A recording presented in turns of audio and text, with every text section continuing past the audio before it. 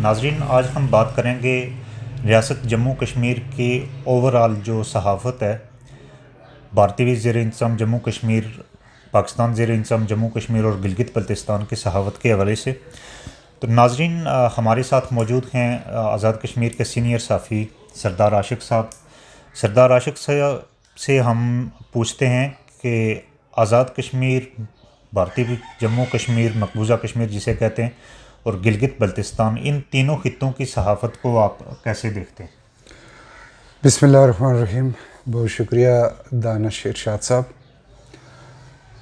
तीनों खित्ते रियासत जम्मू कश्मीर के, ये जो तीनों खित्ते हैं, इनकी सहाफ़त का जायज़ा लेना इसलिए भी ज़रूरी है कि ये तीनों खित्ते एक तरह से क्राइसिस का शिकार हैं। इनकी आइडेंटिटी, इनकी शनाख्त, इनके हुकूक़ के हवाले से भी बहस चल रही है। तो इस बहस के तनाज़ुर में यहाँ का मीडिया जो है वो बड़ी अहमियत अख्तियार कर गया है। तीनों खित्तों का मीडिया,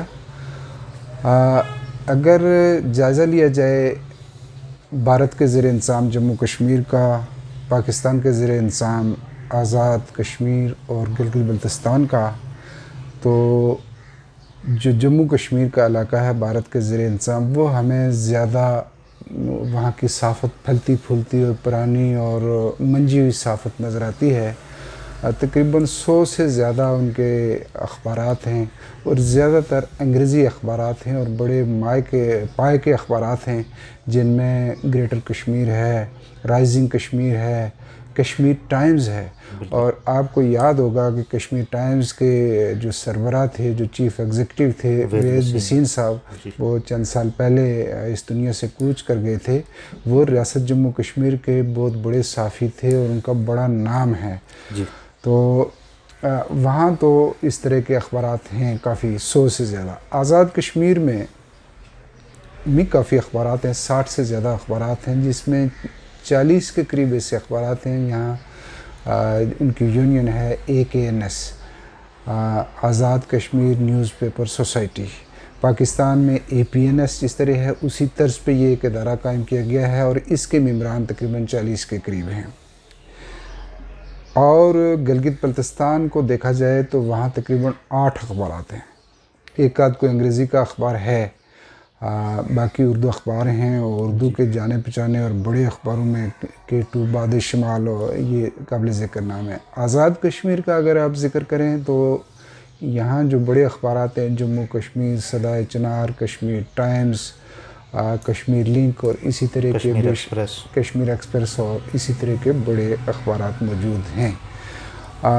गिलगित बल्तिस्तान में अंग्रेज़ी का एक आध अखबार है और आज़ाद कश्मीर के हवाले से जो अंग्रेज़ी के अखबारात हैं, मेरे ख्याल में 4 के करीब अखबारात हैं, जिनमें कंट्री न्यूज़ भी है, पार्लियामेंट टाइम्स भी है और इसी फ्रीडम पोस्ट है, हाँ फ्रीडम पोस्ट भी है, कोई मुज़फ़्फ़राबाद जी। ये 4 एक अखबारात हैं। और मकबूजा कश्मीर का जिक्र हम कर चुके हैं कि वहाँ बेशुमार है और उनका बड़ा मेयार है उन अखबारों का। ये जो आज़ाद कश्मीर के अंग्रेज़ी अखबारात हैं, ये अभी नए नए हैं और ये अभी मज़ीद फले फूलेंगे, मेयार बेहतर बनाएंगे, इनका दायरा कार बढ़ेगा।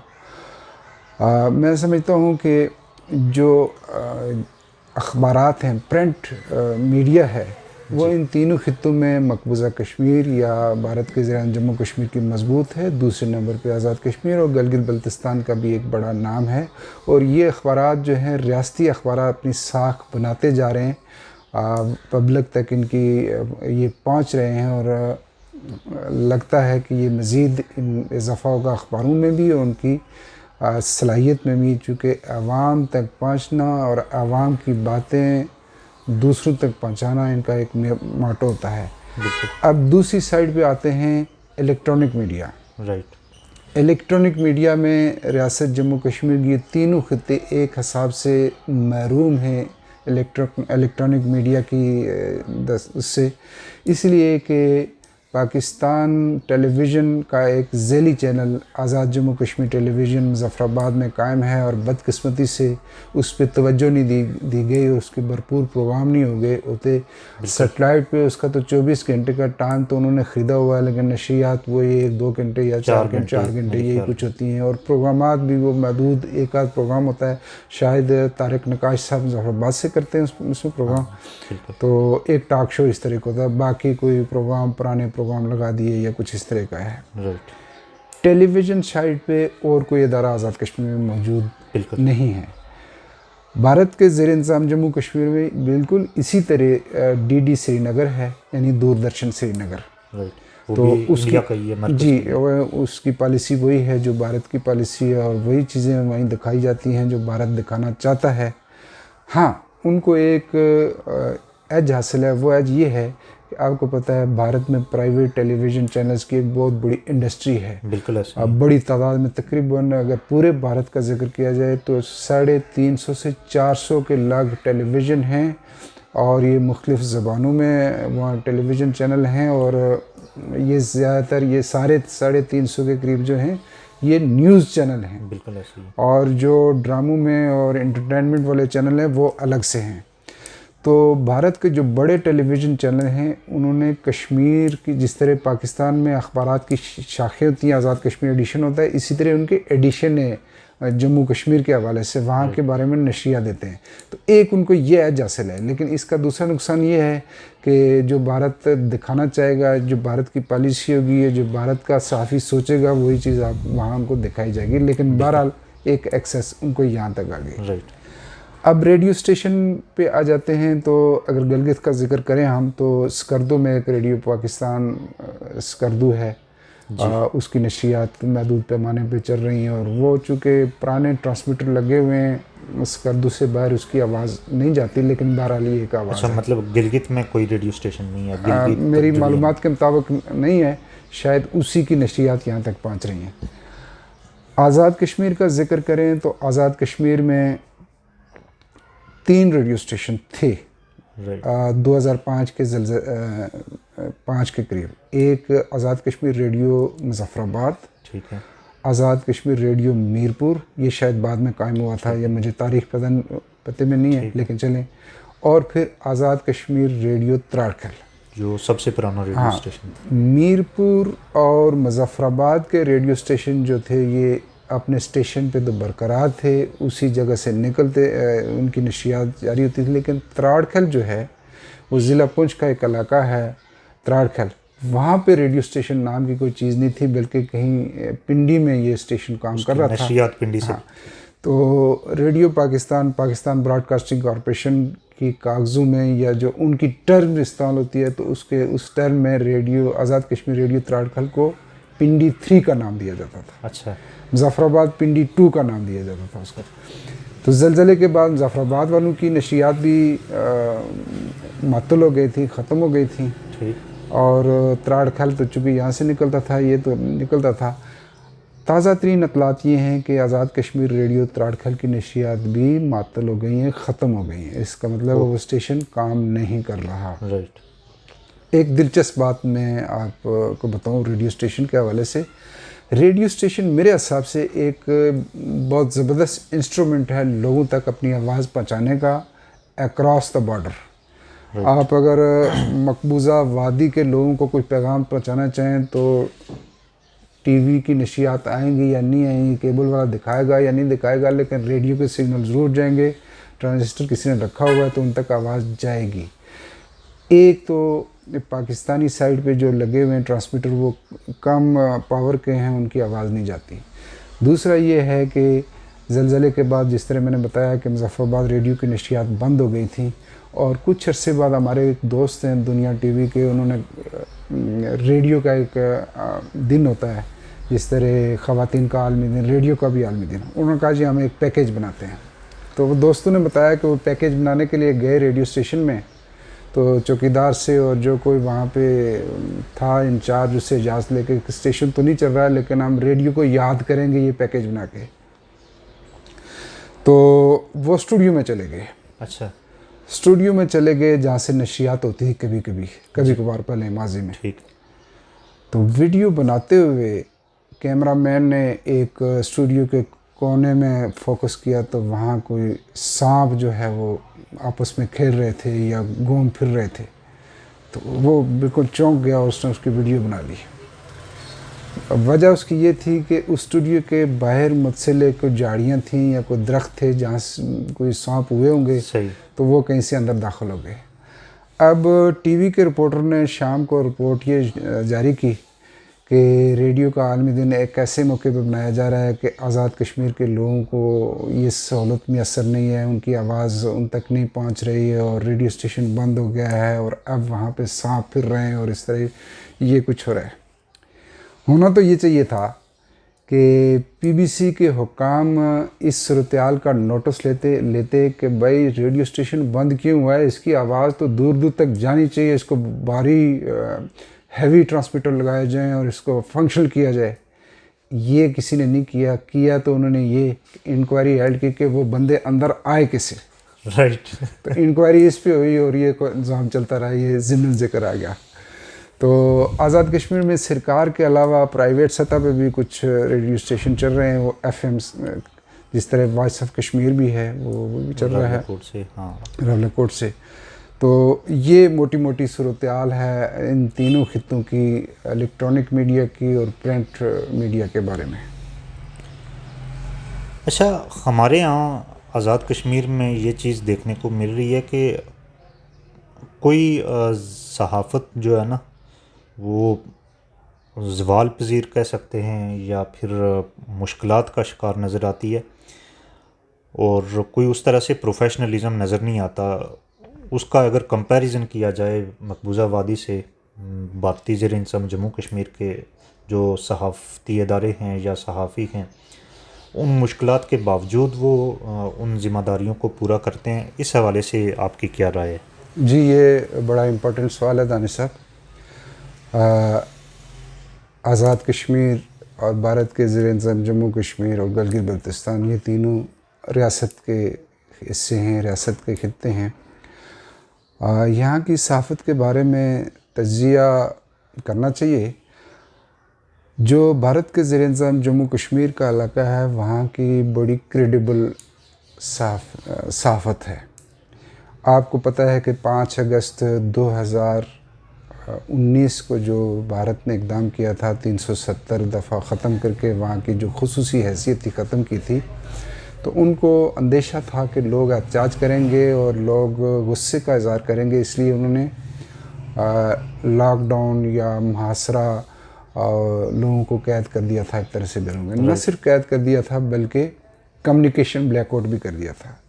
कम्युनिकेशन ब्लैकआउट का मतलब ये है कि आप कोई ख़बर, कोई जो इन्फॉर्मेशन आप बाहर नहीं भेज सकते। तो अगर इन्फॉर्मेशन नहीं आ सकती, ख़बर जारी नहीं कर सकते कोई चीज़, तो फिर अखबार कैसे निकले होंगे? बिल्कुल, ये एक बड़ा क्वेश्चन है जी। तो बिलाशुबा इसमें कोई शक नहीं है कि वहाँ के अखबारात अमलन बंद हो गए थे 5 अगस्त के बाद। लेकिन वहाँ के जो सहाफ़ी थे उन्होंने किसी न किसी सूरत-ए-हाल में ये सहाफ़त का सिलसिला जारी रखा जी। जो बैनुल-अक़वामी इदारों से वाबस्ता थे लोग, उन्होंने उन तक रिपोर्टें पहुंचाई और जो उनकी वेबसाइटें कुछ जो अपडेट होती थी, कभी कभार उनको मौका मिलता था अपनी आवाज़ उन तक पहुंचाने की कोशिश की है। राइट। मैं आपको एक बड़ी मिसाल दूं, बड़ी हमारे लिए हौसला अफजाई की बात है, हमें इनकरेज होते हैं हम इस चीज़ से।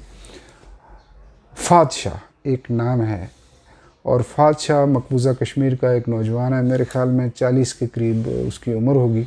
उसको आलमी प्रेस फ्रीडम अवार्ड मिला इस साल 2020 का। राइट। उसको अवार्ड इसलिए मिला कि फ़ाद शाह ने देखा कि मकबूजा कश्मीर में इदारा कौन सा है? कश्मीर वाला उनकी एक वेबसाइट है। राइट। उसने देखा कि कम्युनिकेशन ब्लैकआउट है, लेकिन फिर भी लोगों को तो ज़रूरत है जी। यहाँ के लोगों को भी इंफॉर्मेशन की ज़रूरत है, उन तक पहुँच सके या ना पहुँच सके, लेकिन हमारा काम है और बाहर की दुनिया तक भी हमारी आवाज़ आनी चाहिए जी। तो कश्मीर वाला के प्लेटफॉर्म से उसने स्टोरियाँ बड़ी ज़बरदस्त बनाई और उन स्टोरियों को उन्होंने दुनिया तक पहुँचाया। अब ज़ाहिर है भारत के जो हुक्काम हैं और सिक्योरिटी फोर्सेस जो हैं वो तो नाराज़ होते हैं। बिल्कुल। और उन्होंने नाराज़गी की बुनियाद पे उनके ख़िलाफ़ मुकदमात कायम किए, उनको थाने में ले जाके तशद्दुद का निशाना बनाया, ये सारा कुछ बड़ा हरासा किया, मुश्किल सूरत-ए-हाल से गुजरे। बहरहाल उसने काम जारी रखा। कश्मीर वाला में उनकी बड़ी टॉप की स्टोरियाँ आई हैं, जहाँ वहाँ से बैनुल-अक़वामी इदारों ने भी वहाँ से उससे इस्तिफ़ादा किया है रेफरेंस के तौर पे, तो उनको मिला है प्रेस फ्रीडम अवार्ड। अब वहाँ की इस सूरत-ए-हाल को हम अगर कंपेयर करें आज़ाद कश्मीर से, तो हमें ऐसा कुछ नज़र नहीं आता कि यहाँ कोई तख्लीकी काम हुआ है, कोई किसी ने स्टोरी लिखी है या कोई मुश्किल हालात में कोई इस तरह की सूरत-ए-हाल में कोई फेस कर सकते हैं, काम कर सकते हैं, ऐसा कुछ हमें नज़र नहीं आता। रही बात ये कि जो रियासती अखबारात निकलते हैं, ज़ाहिर है वो रावलपिंडी इस्लामाबाद से निकलते हैं, एक सिस्टम उनका बना हुआ है, वो अखबारात लोगों तक पहुँचते हैं। लेकिन जिस तरह भारत के ज़ेर-ए-इंतज़ाम जम्मू कश्मीर में स्टोरी लिखने का, वो स्टोरी बड़े बड़े अखबारों में डिस्प्ले होती है, इंटरनेशनल अखबारों की ज़िन्नत भी बनती है और फिर रिसर्च की जाती है मुख्तलिफ़ इश्यूज़ के बारे में। आज़ाद कश्मीर में मुझे ऐसी कोई चीज़ नज़र नहीं आई। राइट। अच्छा, सोशल मीडिया टूल्स का इस सहाफ़त पे दोनों अतराफ़ की और बिलखुसूस आज़ाद कश्मीर की सहाफ़त पे आप क्या असर देखते हैं? देखिए, सहाफ़त आज़ाद कश्मीर की हो या मकबूज़ा कश्मीर की हो, वो अब सोशल मीडिया की मरून मिन्नत है। चूँकि सहाफ़ी स्टोरी लिखता है, उसकी स्टोरी अखबार में शाया होती है या टीवी पे आती है, तो वो सोशल मीडिया के ज़रिए फिर दोबारा उसकी तशहीर का एक उसको ज़रिया मैसर होता है। और फिर बहुत सारी चीज़ें ऐसी होती हैं जो अखबार में या टीवी में नहीं जारी की जा सकती। वो स्टोरी की नोयत ऐसी होती है या कि सेंसरशिप का इसका कोई प्रॉब्लम होता है या और तरह के प्रॉब्लम हो जाते हैं, तो फिर वो इंफॉर्मेशन सोशल मीडिया पे लीक जाती है। तो बड़ा इम्पैक्ट है सोशल मीडिया का। लेकिन एक और प्रॉब्लम भी है इसमें कि अगर कश्मीरियों के हक़ खुदरादियत, कश्मीरियों की शनाख्त और कश्मीरियों के हवाले से अगर सोशल मीडिया पे आप कोई काम करना चाहें, तो इसमें कुछ मुश्किलात और भी हैं। वो मुश्किलात ये हैं कि आपको पता है कि ये बड़े इदारे जो हैं, इसमें कहीं ना कहीं भारतीय लाबी के लोग मौजूद हैं और वो अगर कोई इस तरह की स्टोरी लिखेंगे जो कश्मीरियत बेस्ड हो, तो वो उसमें रुकावट ज़रूर डालते हैं। एक तो ये है। लेकिन ये बहरहाल है कि सोशल मीडिया ने रियासत के जो इकाइयाँ थी, इनके सहाफ़ियों के दरमियान भी एक राब्ते का ज़रिया बना है और हम वादी की सूरत-ए-हाल, जम्मू की सूरत-ए-हाल समझने के लिए अगर और कोई इंस्ट्रूमेंट नहीं है तो सोशल मीडिया के ज़रिए भी हमारे दोस्त हैं, राब्ता कर लेते हैं, वहाँ की चीज़ें देखते हैं। इसी तरह वो लोग भी हमसे राब्ते कर लेते हैं, हमारी चीज़ें देख लेते हैं। तो ये इम्पैक्ट भी है सोशल मीडिया का और राब्ते का एक ज़रिया भी है रियासती सहाफ़ी जो हैं उनके दरमियान।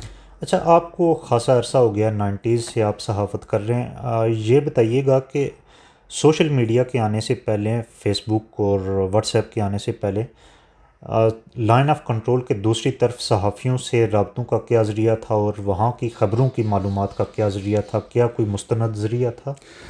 देखिए, बड़ा मुश्किल काम है वहाँ राब्ते का। ये जो 90 के बाद की सूरत-ए-हाल है, आपको पता है कि पाकिस्तान और भारत के दरमियान टेंशन अरूज पे थी। टेंशन अरूज पे होने का मतलब ये है कि आपके शहरी, दोनों खित्तों के शहरी एक दूसरे से नहीं मिल सकते, कम्युनिकेशन नहीं कर सकते, राब्ते का कोई ज़रिया नहीं है, आप आ जा नहीं सकते। तो ज़ाहिर है फिर ख़बरों के लिए भी यही मुश्किलात दरपेश हैं। मुझे याद है कि हम कभी कभी कश्मीर की सूरत-ए-हाल जानने के लिए और वहाँ क्या हो रहा है ये सूरत-ए-हाल समझने के लिए कैसर मिर्ज़ा साहब को फ़ोन करते थे। कैसर मिर्ज़ा साहब चंद साल पहले इस दुनिया को छोड़ के चले गए थे। हम उनकी मग़फ़िरत के लिए दुआ भी करते हैं। ये एक बड़े सहाफ़ी थे जो वॉइस ऑफ अमेरिका से वाबस्ता थे। वो स्टोरी लिखते थे तो हम उनको फ़ोन करके या दूसरे तीसरे दिन पूछ लिया करते थे। वो बताते थे कि ये हो गया जी, ये फ़लाना गिरफ़्तार हो गया, फ़लाना रहा हो गया, ये नई पॉलिसी आ गई है, ये धमाका हो गया है, ये फ़लाना कमांडर उसने ये ऐलान कर दिया है, फ़लाना कमांडर शहीद हो गया है या फ़ौजी मारा गया। ये सारी इसी तरह की ख़बरें वहाँ जनरेट होती हैं ज़्यादातर, तो वो बताते थे। इसके अलावा और कोई कम्युनिकेशन का तरीका था नहीं। आप किसी आम शहरी को फ़ोन कर नहीं सकते इसलिए कि प्रॉब्लम्स होती हैं। सहाफ़ी का किसी हद तक चलें एहतराम तो नहीं करते इंडिया वाले, लेकिन फिर भी कि ये सहाफ़ी है उसके ख़िलाफ़ उस तरह की कार्रवाई नहीं होगी। लेकिन आम शहरी अगर कोई राब्ते में है तो उसके ख़िलाफ़ तहक़ीक़ात हो जाएंगी, पकड़ा जाएगा या जो भी है। तो एक ये थी का। दूसरा ये था कि कभी कभार ये होता था कि कुछ लोग फैमिलीज़ जो पाकिस्तान और वहाँ तकसीम में डिवाइडेड फैमिलीज़ हैं, वो कोई आते जाते थे लोग। तो मुझे याद है वाघा से या हाँ वाघा बॉर्डर से ये जो अतर मसूद वानी साहब के वालिद साहब जो थे जी, मुझे अभी जहन में उनका नाम अब्दुस्समद वानी साहब, बड़े अच्छे मंजे हुए साफ़ी थे, कशीर अखबार निकालते थे। अब्दुस्समद वानी साहब के भी रिश्तेदार वहाँ मौजूद थे, ये भी जाते थे और कभी कभी ये भी स्टोरियाँ सुनाते थे।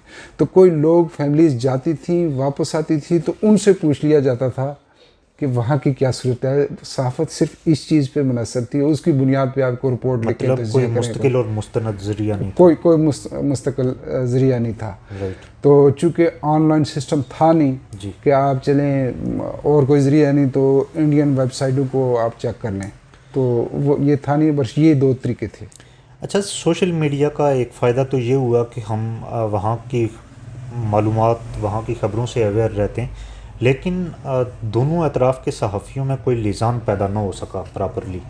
इसकी क्या वजूहात हो सकती हैं? हालांकि मतलब ज़ाती बुनियादों पे शायद ताल्लुक़ हो बहुत ज़्यादा लोगों का, लेकिन कोई एक मुस्तकिल और मुस्तनद जिसको लिज़ान कहते हैं, कोई मालूमात के तबादले के लिए कोई फ़ोरम ना बन सका। देखिए, इसमें सबसे बड़ी रुकावट अगर सच पूछें तो वो ये है कि पाकिस्तान और भारत की हुकूमतें जो हैं वो इसमें रुकावट हैं, इसलिए कि ज़ाहिर है आज़ाद कश्मीर पाकिस्तान के ज़ेर इंतज़ाम खित्ता है, तो ज़ाहिर है पाकिस्तान की पॉलिसीज़ यहाँ चलेंगी, पाकिस्तान के जो SOPs हैं वो चलेंगी यहाँ पे, और पाकिस्तान जिन खतूत पे सोचता है वहाँ यहाँ भी वही पॉलिसी चलेगी। इसी तरह भारत के ज़ेर इंतज़ाम जम्मू कश्मीर का जो इलाका है, तो ज़ाहिर है उन्होंने कब्ज़ा किया हुआ है और वो चाहेंगे कि उनकी हाकमियत वहाँ पे हो। तो अगर आज़ाद कश्मीर का एक शहरी एक नई पॉलिसी लेके एक नई सोच के साथ वहाँ किसी शख्स से रब्ता करता है, तो आपका क्या ख्याल है, इंडिया वाले राज़ी होंगे? और अगर वादी का कोई साफ़ी वहाँ की सोच लेके और वहाँ की पॉलिसी को फॉलो करते हुए आज़ाद कश्मीर को राब्ता पैदा करेगा तो पाकिस्तान के लिए काबिल कबूल होगा? बिल्कुल नहीं होगा। एक तो वजह ये थी। दूसरी वजह ये थी जो मैं पहले बयान कर चुका हूँ कि कम्युनिकेशन का कोई सिस्टम मौजूद नहीं था। ज़्यादा लैंडलाइन टेलीफोन थे जिनकी वजह से कभी कॉल मिल गई। इब्तदाई दिनों में तो कॉल मिलाना भी एक बड़ा मुश्किल काम था। आपको पता है कि 90 की दहाई या उसके पहले आप कराची कॉल करने के लिए भी बड़े मुश्किल मरहला तय करना पड़ता था। कॉल बुक कराएंगे, वो फिर मिलाएगा ऑपरेटर, उसकी मर्ज़ी है आज मिलाए, 2 घंटों बाद मिलाए या कल मिलाए। तो अगर आप एक दूसरे मुल्क के एक मुतनाज़ा खित्ते में आप कॉल करना चाहेंगे तो फिर वो और भी मुश्किल था। तो कम्युनिकेशन के प्रॉब्लम थे और गवर्नमेंटों की पॉलिसियाँ, जिसकी वजह से इन दोनों तीनों खित्तों के दरमियान, साफ़ियों के दरमियान कोई लिज़ान, कोई ताल्लुक़, कोई वास्ता था ही नहीं।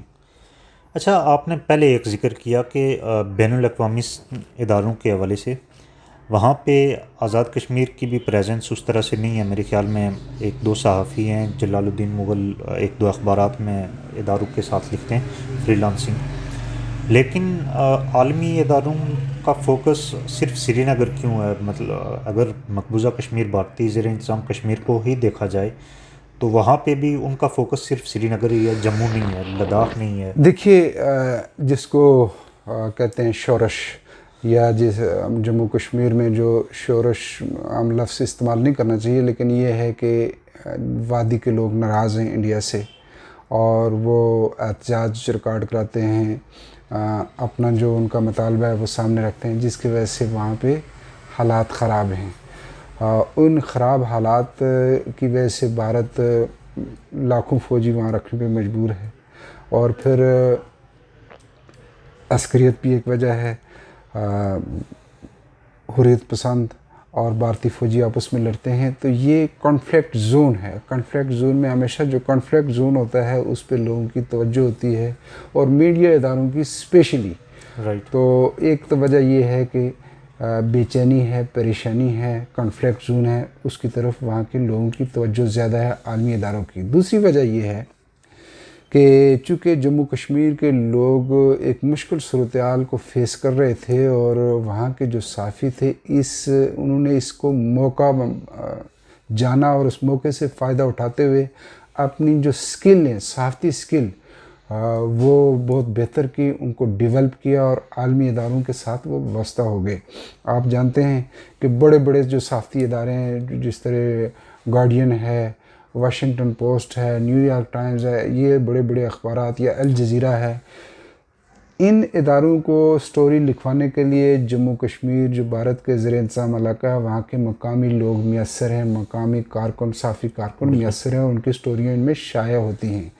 ये तो एक पहलू है। दूसरा पहलू है कि जो बड़े नशरियाती इदारे हैं जिनकी आवाज़ वहाँ तक जाती है, जिस तरह BBC हो गया, वॉइस ऑफ अमेरिका हो गया, या इस तरह के जो इदारे हैं, तो उनके तो बाकायदा परमानेंट कॉरस्पॉन्डेंट है वहाँ पे जो काम करते हैं। आज़ाद कश्मीर चूँकि कॉन्फ्लिक्ट जोन नहीं था एक, दूसरा यहाँ के जो कारकुन सहाफ़ी थे या जो इस तरह के लोग थे, उन्होंने कोई मौका तलाश नहीं किया और इन बड़े इदारों से लिजान नहीं किया, जिसकी वजह से उनका फोकस यहाँ नहीं है। राइट। इस चीज़ को हम दूसरे हिस्से में ज़्यादा डिस्कस करेंगे बेहतर अंदाज में, आज़ाद कश्मीर के हवाले से जो चीज़ें हम डिस्कस करेंगे। अच्छा,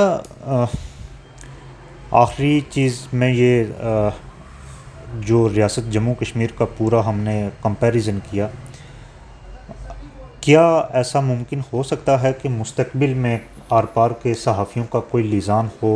और फिर आपने कॉन्फ्लिक्ट जोन की बात की, तो कॉन्फ्लिक्ट तो LOC पे भी मुस्तकिल रहता है, लेकिन वो फोकस नहीं रहता। उसकी वजह मतलब इन खित्तों के सहाफ़ियों का उस तरह से वर्ल्ड ऑफ ना होना है, या फिर कोई और वजह है? सहाफ़ियों का मेरे ख़्याल में इसमें ताल्लुक़ कम है। इसमें गवर्नमेंटों की पॉलिसियाँ ज़्यादा हैं। आपको पता है कि अगर भारत के ज़ेर इंतज़ाम जम्मू कश्मीर का हम ज़िक्र करें, तो लाइन ऑफ कंट्रोल पे जो गोलाबारी होती है, या जो लोग ज़ाहिर आर्मीज़ इधर उस साइड पे इंडियन आर्मी है, इस साइड पे पाकिस्तानी आर्मी है, फायरिंग होती है, ज़ाहिर आम शहरियों का भी नुकसान होता है। तो क्या वहाँ का सहाफ़ी इस चीज़ को रिपोर्ट कर सकता है? इस चीज़ को आज़ादाना वो रिपोर्ट नहीं कर सकते। उन्हें मिलिट्री के एक मराइल से गुजरना होता है, और मिलिट्री की ईमा पे ही जो कुछ लिखना चाहें वो लिख सकते हैं। तो इसका मतलब ये है कि पाबंदियाँ हैं और वो नहीं कर सकते। तो शायद आज़ाद कश्मीर साइड पे भी ऐसी ही पाबंदियाँ होंगी। मैंने तो कोई ऐसी पाबंदी देखी नहीं है, लेकिन ऑब्ज़र्व किया है कि पाकिस्तान के जो टेलीविज़न है, उन टेलीविज़न में लाइन ऑफ कंट्रोल की स्टोरी हमेशा ISPR के हवाले से ही शाया होती है। किसी अखबार में, किसी रेडियो पे की ख़बरों में और किसी TV की ख़बरों में मैंने किसी सहाफ़ी की आज़ादाना तौर पे कोई रिपोर्ट मैंने नहीं देखी। ओके, बहुत शुक्रिया।